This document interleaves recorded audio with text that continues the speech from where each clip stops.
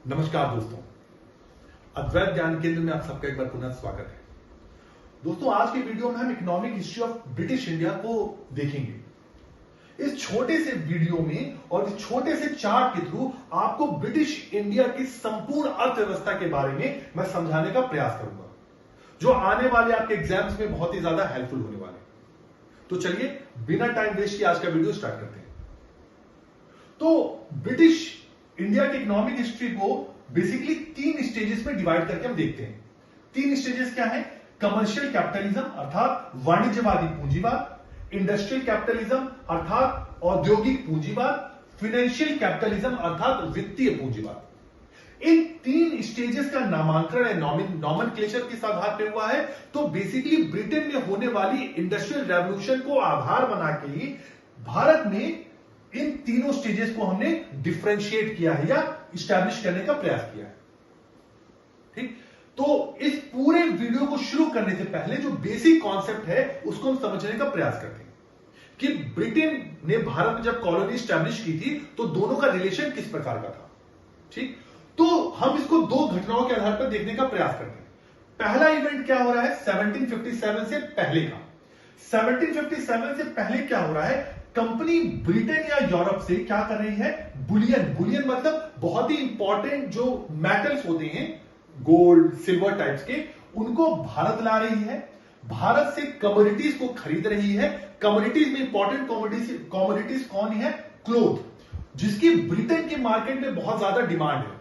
इसको ब्रिटेन की मार्केट में बेच रही है और जो मुनाफा है, बीच का मुनाफा अपने पास रख ले रही है। बट इस पूरे इवेंट में जो एक इंपॉर्टेंट चीज देखने को मिल रही है वह यह है कि इस समय ब्रिटेन का वेल्थ जो है वो भारत की तरफ शिफ्ट हो रहा है, या कह लीजिए जो बैलेंस ऑफ ट्रेड है वो भारत के पक्ष में है। ठीक, आफ्टर 1757 अर्थात आफ्टर बैटल ऑफ प्लासी ये पूरा इवेंट चेंज हो गया। कैसे चेंज हुआ? कंपनी अब ब्रिटेन से कुछ नहीं ला रही है। क्यों नहीं ला रही है? क्योंकि after battle of Plassey Mir Jafar जो अगला नवाब बनता है वह कंपनी को बहुत बड़ी मात्रा में डोनेशन दे रहा है। इस डोनेशन का इस्तेमाल कंपनी ने भारतीय प्रोडक्ट या भारतीय कमोडिटीज को खरीदने में किया और इसको ले जाकर ब्रिटेन में बेच दिया। कंपनी ने इस डोनेशन को या कहिए बंगाल से मिलने वाले रेवेन्यू को इन्वेस्टमेंट या निवेश का नाम दिया है। तो यह क्वेश्चन पूछा जा चुका है कि कंपनी के लिए निवेश क्या था? तो बंगाल से मिलने वाला जो भी रेवेन्यू है वो कंपनी के लिए एक प्रकार का निवेश है।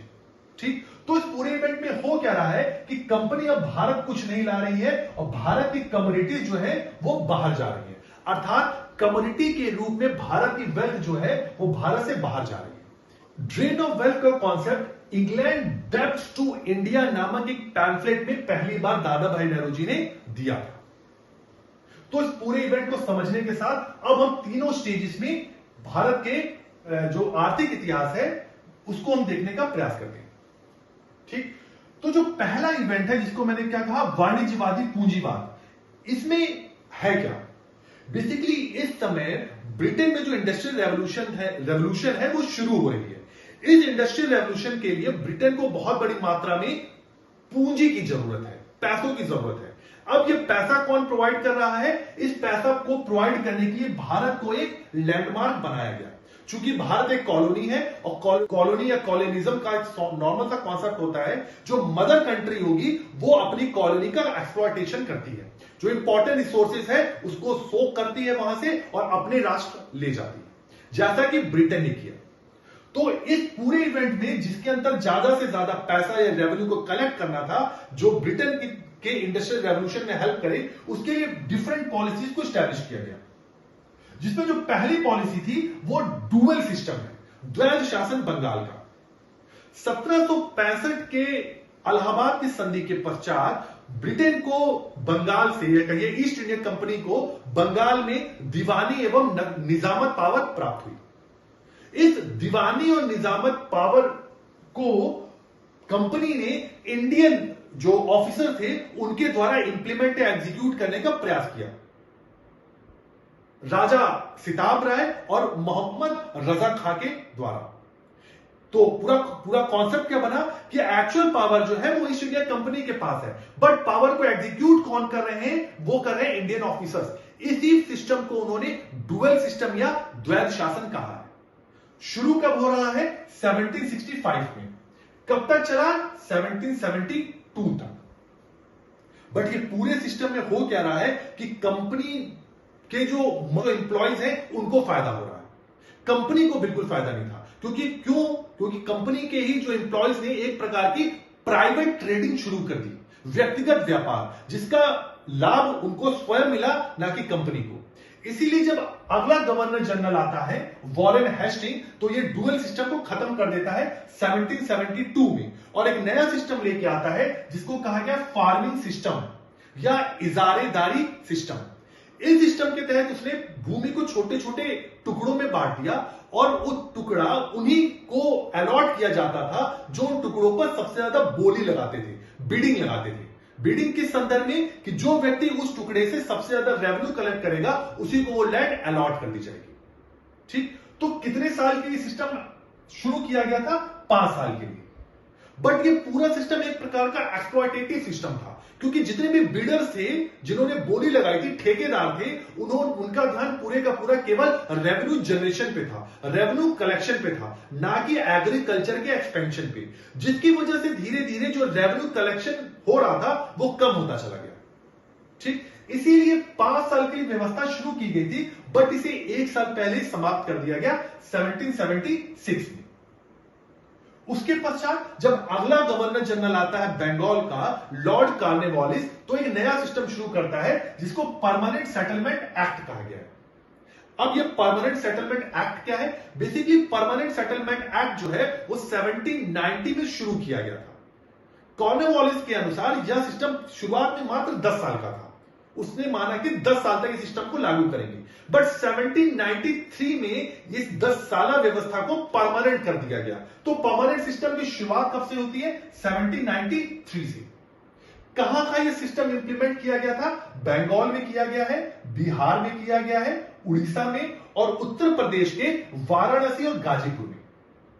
टोटल लैंड कवर कितना था परमानेंट सेटलमेंट के अंदर, तो 19% था।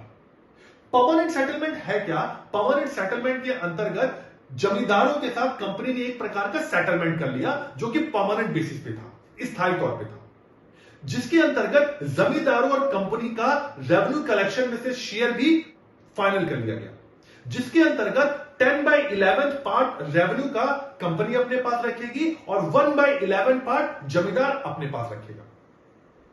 1794 में एक बंगाल रेगुलेशन एक्ट के तहत एक और एलिमेंट जोड़ा गया, वो एलिमेंट सनसेट पॉलिसी थी। अब ये सनसेट पॉलिसी क्या है, सनसेट पॉलिसी का अर्थ यह था कि किसी पर्टिकुलर डे के सनसेट तक अगर कोई भी जमींदार जो भी अलॉटेड रेवेन्यू था उसको अगर कलेक्ट नहीं कर पाया तो उस जमींदार से उसकी जमींदारी वापस ले ली जाएगी। इसको सनसेट एक्ट कहते हैं, 1794 का। तो ये पूरा सिस्टम था, ये भी एक प्रकार का एक्सप्लॉयटेटिव सिस्टम ही था। क्यों, क्योंकि जमींदारों ने ज्यादा से ज्यादा क्या किया, किसानों का शोषण किया, एक्सप्लॉयटेशन किया। चूंकि इस एक्ट के तहत लैंड जो थी वो भी कमोडिटी का रूप ले चुकी थी, अब हम भूमि का क्रय और विक्रय भी कर सकते थे, जिसकी वजह से जो लैंड है अब क्या हुआ, धीरे धीरे जो परमानेंट सेटलर्स थे अब वो टेनेंट के रूप में, पट्टेदारों के रूप में भी कन्वर्ट होने लगे। और इसके साथ साथ जमींदारी चूंकि बहुत ज्यादा टफ हो चुकी थी बिकॉज ऑफ सनसेट एक्ट, तो जमींदारों ने क्या किया, अपनी जमींदारी को अपने नीचे वाले बहुत सारे जमींदारों के मध्य बांट दिया, जिसकी वजह से एक नया सिस्टम शुरू किया गया जिसको कहा गया ऊपर से जमींदारी सिस्टम और नीचे से जमींदारी सिस्टम, जमींदार फ्रॉम अबव और जमींदार फ्रॉम बिलो। ये परमानेंट सेटलमेंट का एक बहुत इंपॉर्टेंट एलिमेंट देखने को मिलता है। ठीक, अगला जो लैंड सेटलमेंट एक्ट है उसको हमने कहा रैयतवाड़ी सिस्टम। बेसिकली जब परमानेंट सेटलमेंट के एक्ट के बहुत सारे नेगेटिव्स उभर के सामने आने लगे तो कंपनी ने दक्षिण भारत में एक नया व्यवस्था शुरू की जिसको रैयतवाड़ी सिस्टम कहते हैं। रैयतवाड़ी सिस्टम के अंतर्गत अब जो रेवेन्यू का सेटलमेंट था अब वो रैयत से सीधा स्टैब्लिश किया गया। यहां पर जमींदारों के साथ जमींदारों के साथ किसी भी प्रकार का कोई भी सेटलमेंट नहीं किया गया। क्यों नहीं किया गया? क्योंकि साउथ में बंगाल की तरह एक जमींदार वर्ग या जमींदार क्लास नहीं था। ठीक, तो इस सिस्टम में था क्या? यह सिस्टम बेसिकली 1792 में कैप्टन रीड ने पहली बार 12 महल में शुरू किया।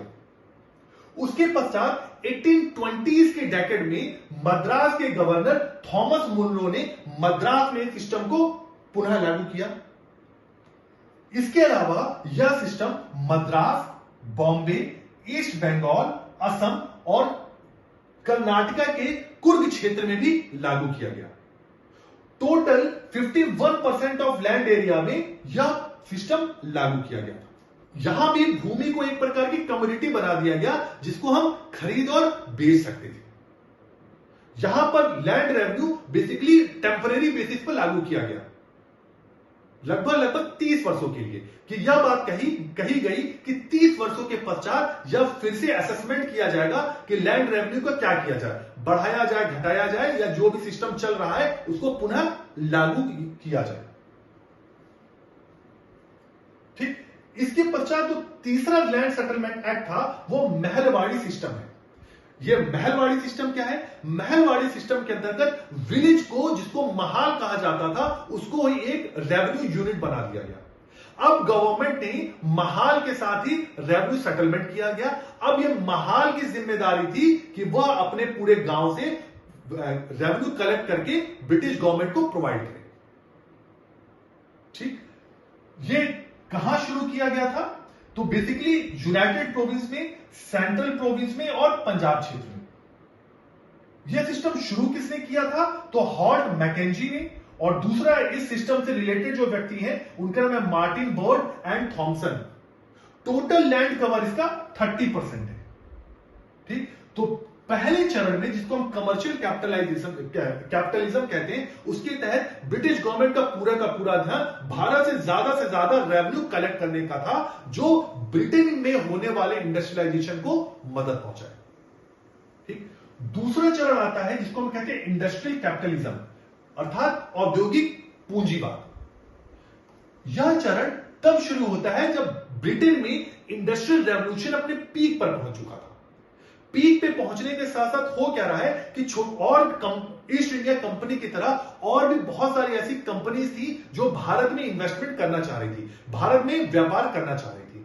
इसीलिए उन्होंने ब्रिटिश गवर्नमेंट पे दबाव बनाया कि अब क्या किया जाए, ईस्ट इंडिया कंपनी की मोनोपोली खत्म की जाए और उन्हें भी भारत में व्यापार करने का मौका दिया जाए। इसीलिए 1813 के चार्टर एक्ट के तहत भारत में मुक्त व्यापार की नीति या लेज़ी फेयर की शुरुआत हुई। ठीक, लेकिन लेज़ी फेयर का जो सबसे इंपॉर्टेंट इंफ्लुएंस या कह लीजिए नेगेटिव इंफ्लुएंस भारतीय अर्थव्यवस्था पर पड़ा वह डी इंडस्ट्रियलाइजेशन का था।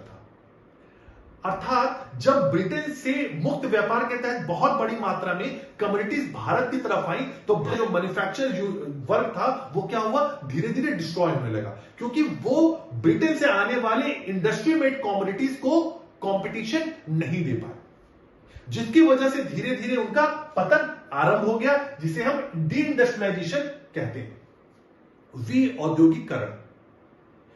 इसी चार्टर एक्ट 1813 में ही एक चीज और मेंशन की गई थी कि अब कंपनी, जैसा मैंने बताया कि कंपनी की मोनोपोली खत्म कर दी जाएगी और इसके साथ केवल दो, चाय एवं चाइना के साथ होने वाले व्यापार पर भी कंपनी की मोनोपोली बनी रही, जिससे एक इंपॉर्टेंट इवेंट उत्पन्न हुआ जिसे हम क्या कहते हैं, triangular relation between India, China and Britain.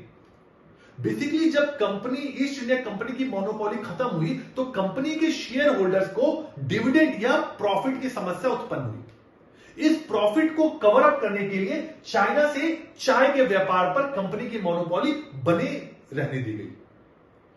Europe के बाजार में चाइना से आने वाली चाय की बहुत ज्यादा डिमांड थी।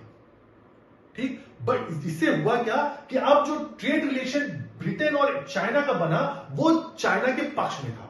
इसको काउंटर करने के लिए क्या किया गया, इंडिया में ओपियम या अफीम की खेती शुरू की गई और यह अफीम चाइना को दी गई और चाइना से इस ओपियम के बदले चाय ली गई और इस चाय को ब्रिटेन की मार्केट में बेच दिया गया। आफ्टर पीरियड ऑफ टाइम जब चाइना ने भारत से आने वाले इस ओपियम को लेना अस्वीकार कर दिया तो ब्रिटेन को चाइना के खिलाफ ओपियम वॉर तक करना पड़ा। ठीक, तो यह बहुत इंपॉर्टेंट इवेंट है जो इंडस्ट्रियल कैपिटलिज्म के अंतर्गत आता है। तीसरा स्टेज इस संबंध का हम फाइनेंशियल कैपिटलिज्म कहते हैं, अर्थात वित्तीय पूंजीवाद। इसकी शुरुआत 1858 के एक्ट के बाद अर्थात 1859 या 1860 के बाद शुरू होती है। इसमें जो हुआ क्या था कि अब इंडस्ट्रियलाइजेशन पोस्ट स्टेज में पहुंच चुकी थी। ब्रिटेन के जो एंटरप्रेन्योर्स थे उनके पास बहुत बड़ी मात्रा में पूंजी या कैपिटल एकत्रित हो चुका था। अब इस कैपिटल को एक नया रास्ता प्रोवाइड करने के लिए इंडिया को एक क्षेत्र के रूप में इस्तेमाल करना शुरू किया गया, जिसमें हुआ क्या कि पहली बार भारत में रेलवे की शुरुआत की गई। बेसिकली उस समय तक लंदन की जो आयरन इंडस्ट्री थी, आयरन एंड स्टील इंडस्ट्री थी, वो अपने जेनिथ पर पहुंच चुकी थी।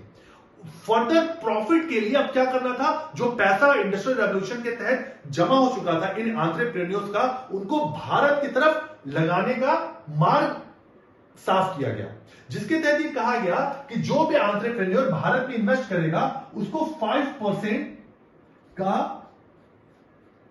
कंपल्सरी डिविडेंड या प्रॉफिट भी दिया जाएगा। ठीक, तो भारत में पहली बार रेलवे की शुरुआत कब की गई थी?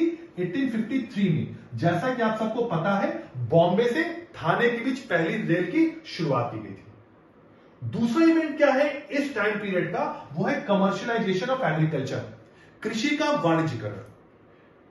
बेसिकली 1833 के एक्ट के तहत ही यह बात तय कर दी गई कि अब ब्रिटिश जो एंटरप्रेन्योर्स हैं भारत में जमीन खरीद सकते हैं और इस जमीन का इस्तेमाल वो प्लांटेशन क्रॉपिंग में भी कर सकते हैं।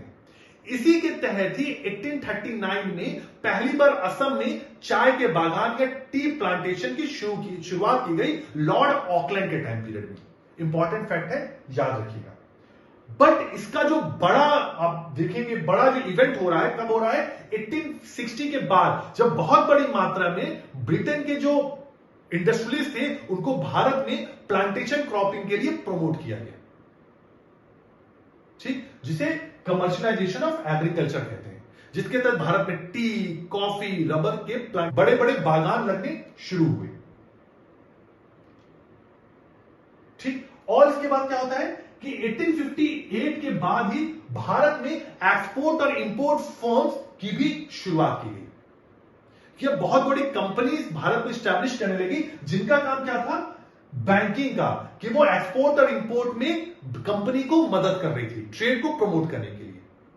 ठीक, इसी में एक और इंपॉर्टेंट टर्म आता है जिसे हम कहते हैं होम चार्ज। ये बहुत इंपॉर्टेंट टर्म है जो फाइनेंशियल कैपिटलिज्म के अंतर्गत देखने को मिलता है। होम चार्ज क्या है? होम चार्ज के में 3-4 इंपॉर्टेंट एलिमेंट्स हैं जो आपके एग्जाम में पूछे जाते हैं। होम चार्ज के अंदर जो पहला एलिमेंट है वो क्या है कि salary of secretary of state. 1858 के बाद ही भारत का सचिव नामक एक पद स्टैब्लिश किया गया लंदन में, और उसका ऑफिस भी लंदन में था। उस भारतीय सचिव और उसके ऑफिस को मेंटेन करने के लिए भारत के रेवेन्यू पर भार स्टैब्लिश किया गया कि अब भारत के रेवेन्यू से ही भारत सचिव और उसकी काउंसिल का खर्चा मेंटेनेंस पूरा किया जाएगा। इसके अलावा आर्मी पर जो खर्चा हो रहा था वह भी भारत की रेवेन्यू पर ही डाल दिया गया। बेसिकली यह आर्मी भारत के हेल्प के लिए नहीं थी, बेसिकली यह आर्मी ब्रिटेन की जो कॉलोनियल पॉलिसी थी उसकी मदद के लिए थी। बट इसका भार जो है वो किसको झेलना था? भारत के रेवेन्यू को। तीसरा क्या है? Salary and pension of British officers engage in India.